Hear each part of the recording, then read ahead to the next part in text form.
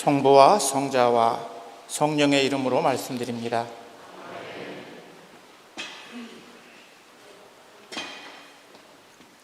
제가 초등학교를 다니던 시절에는 가끔 같이 공부하는 반에 고아원에서 오는 친구들이 있었습니다. 제가 초등학교 3학년 때 한 반에 같이 공부하던 고아원에서 온 그 친구와 가깝게 지냈던 게 있는데, 지냈던 시절이 있었는데, 그 친구가 저에게 가르쳐준 노래가 있어요. 초등학교 3학년 때 제가 처음 그 친구에게 배운 노래인데 지금도 그 가사를 제가 다 기억을 하고 있어요. 아마 그때는 제가 우리 어머니하고 떨어져서 생활을 하고 있을 때여서 어머니에 대한 그리움 이런 것 때문에 아마 그 친구가 부르는 그 노래가 저에게도 깊은 공명이 있었던 것 같습니다. 조금 요즘에 우리 젊은 사람들이 들으면 너무 심파조다 이렇게 얘기할 수 있겠지만, 제가 가사를 조금 외워드리면 온달 같은 우리 엄마야, 반달 같은 나를 낳고서 저승길이 얼마나 멀어서 한 번 가면 못 오시나요? 물이 깊어서 못 오신다면 연락선을 타고 오세요. 산이 높아서 못 오신다면 비행선을 타고 오세요. 뚜벅뚜벅 발자국 소리, 우리 엄마 발자국 소리, 창문 열고 내다보니 찬바람만 솔솔 부네요. 이런 노래의 가사였습니다. 오늘 저희가 들은 요한복음 14장의 말씀은 13장부터 17장까지의 말씀은 예수님의 고별 설교입니다.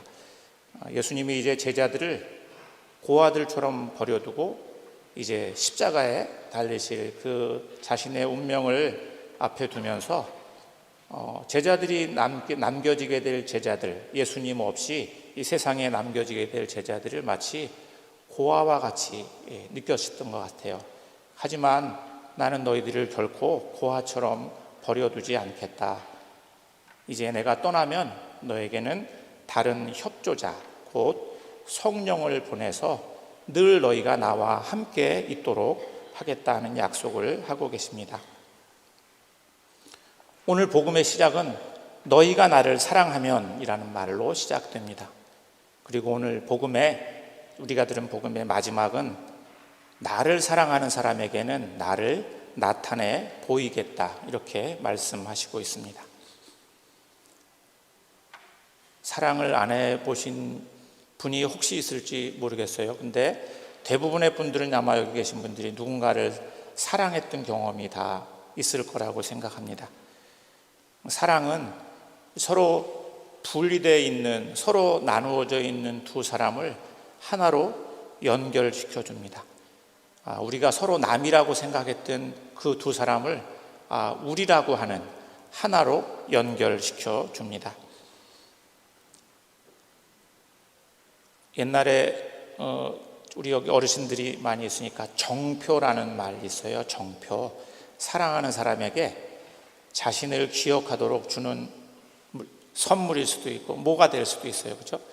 그래서 사랑하는 사람들은 그 정표를 꺼내서 볼 때마다 시간과 공간은 떨어져 있지만 그 정표를 보는 순간 그 사랑하는 사람과 내가 서로 연결되고 하나인 것을 확인합니다.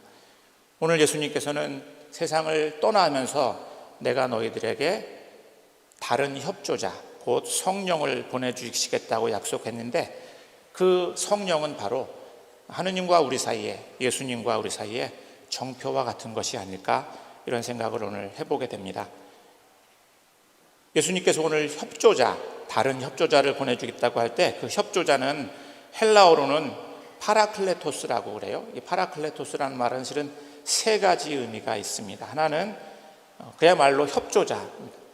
하느님께서 아담을 지으시고 아담이 너무 홀로 있는 것이 외로워서 하와를 지으시면서 하와를 너를 도울 협조자를 보내주겠다 하면서 지은 게, 그때 협조자라는 같은 용어를 써요. 같은 말을 쓰는데 협조자는 어떤 사람이냐면 우리가 세상에 혼자처럼 내버려져 있는 것 같아. 세상에 나는 혼자야. 이렇게 느낄 때 옆에 와서 함께 우리를 우리와 동반해 줄, 우리의 가장 깊은 외로움을 이렇게 채워줄 그런 사람을 우리가 협조자라고 합니다. 성령은 그런 분이시다. 두 번째 뜻은 어떤 뜻이냐면 위로자입니다. 위로자. 성령은 우리를 위로하시는데 물론 사람들에게 받는 위로도 우리가 있죠. 그지? 하지만 어떤 사람의 위로로도 채워질 수 없는 어떤 슬픔과 어려움이 우리 안에 있죠. 그죠? 우리 미다 어머님이 가끔 우리 안식의 집에 오셔서 우리 회장님 이렇게 생각하실 때 그 외로움은 아마 다른 누군가가 채워주기가 참 어려울 거예요. 우리가 말로는 어떻게 할 수 있지만 하지만 우리 안에 가장 깊은 외로움을 채워주시는 분이 성령님이시다. 위로자다 이렇게 말씀하세요. 세 번째 뜻은 옹호자라는, 우리를 변호해주고 우리를 옹호해주는, 우리가 억울할 때, 우리가 억울한 일로 어떤 핍박을 받을 때나 어려울 때 우리를 대신해서 우리를 변호해 주시는 분이시다. 성령님이 우리에게 그런 분이시다. 그래서 그 성령을 너희에게 보내주면 너희는 결코 세상에서 내가 떠나지만 결코 너희는 혼자 남겨지지 않는 것이다. 이렇게 예수님께서 말씀하시고 있습니다. 요한복음 16장에서는 진리의 성령이 오시면 너희에게 진리를 깨닫게 해줄 것이다. 이렇게 말씀하셨어요. 그때 그 진리는 무엇일까요? 진리의 성령이 오시면 그 성령이 진리를 너희에게 깨닫게 해줄 것이다 말씀하셨는데, 그 진리는 오늘 우리가 들은 복음 말씀에 있습니다. 그날이 오면 아버지가 내 안에 있고 내가 아버지 안에 있고 너희가 내 안에 있고 내가 너희 안에 있다는 것을 깨닫게 될 것이다. 이렇게 말씀하시고 있죠. 그리스도교가 가르치는 진리를 복음이라고 합니다. 복음은 말 그대로 복된 소식입니다. 영어로는 굿 뉴스라고 그러는데 기쁜 소식이죠. 좋은 소식. 왜 좋은 소식이죠?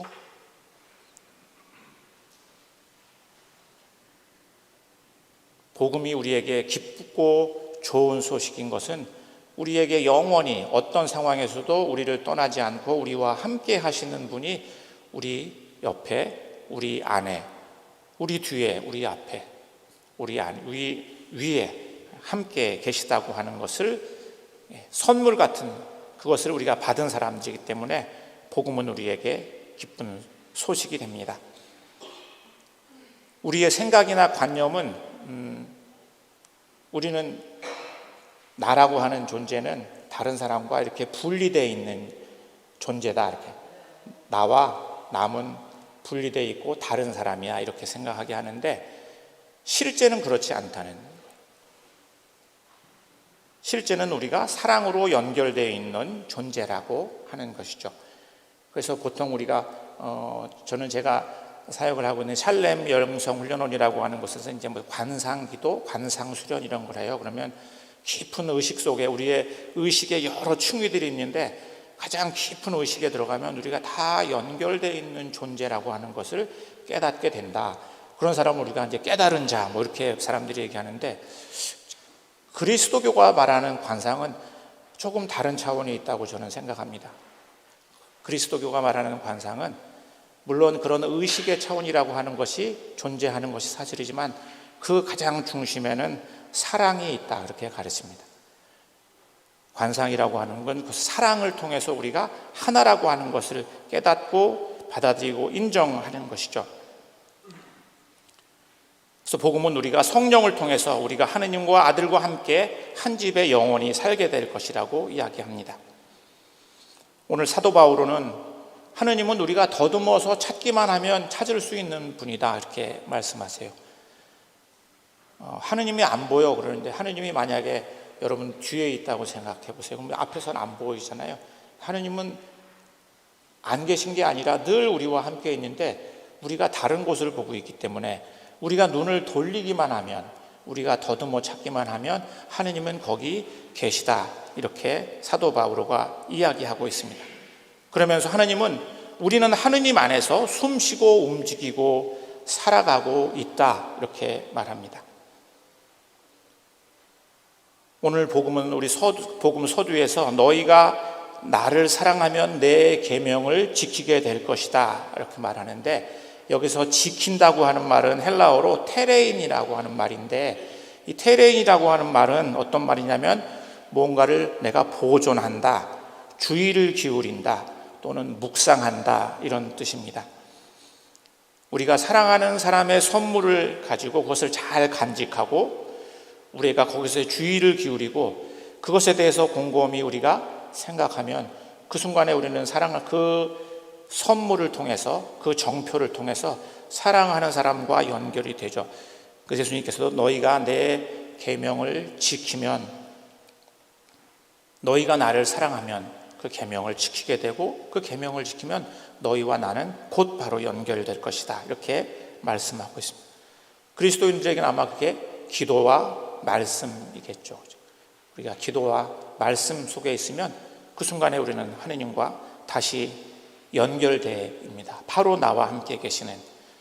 오늘 저희가 들은 베드로전서 15절 말씀에 이런 말을 하고 있어요. 우리의 희망을 듣고 싶어하는 사람들에게 언제라도 답변을 할 준비를 하고 있으십시오.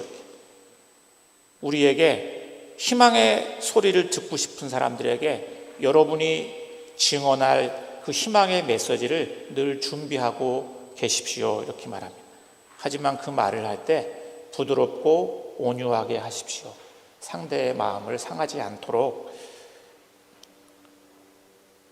여러분은 왜 당신은 그리스도인입니까? 왜 당신은 교회를 나가세요? 이렇게 물어보면 뭐라고 대답을 하시겠습니까? 오늘 베드로전서는 우리가 늘 그거를 준비하고 있어라, 이렇게 말해요. 당신은 왜 그리스도인입니까? 왜 당신은 교회를 다니시죠? 이렇게 물을 때 내가 할 수 있는 그 희망의 메시지를, 상대에게 건넬 희망의 메시지를 준비하고 있으라고 말합니다. 아마 저마다 다르게 대답할 수 있을 거라고 생각합니다. 만일 누가 저에게 묻는다면 저는 오늘 복음 이야기한 대로 늘 내 옆에 계신 하느님, 어떤 상황과 순간에서도 나를 홀로 내버려 두지 않을 그 하느님 내가 믿기 때문이라고 말할 수 있을 겁니다. 예수님의 이름이 임마누엘이잖아요. 임마누엘은 하느님이 우리와 함께 계신다. 하느님은 한 시간도 우리를 떠나 계시지 않는다. 우리가 설사 하느님을 보지 못하고 하느님의 현존을 느끼지 못할 때라도 하느님은 우리와 함께 계신다. 그것이 예수님의 이름입니다. 신앙은 우리가 언제 어디서나 우리와 함께 하시는 우리의 영원한 친구이시고 우리의 영원한 보호자시고 우리의 영원한 협력자와 함께 사는 삶으로 초대받은 것에 대해서 응답하는 일입니다. 우리 모두가 그 초대에 기꺼이 응답하면서 살아갈 수 있기를 성부와 성자와 성령의 이름으로 말씀드렸습니다.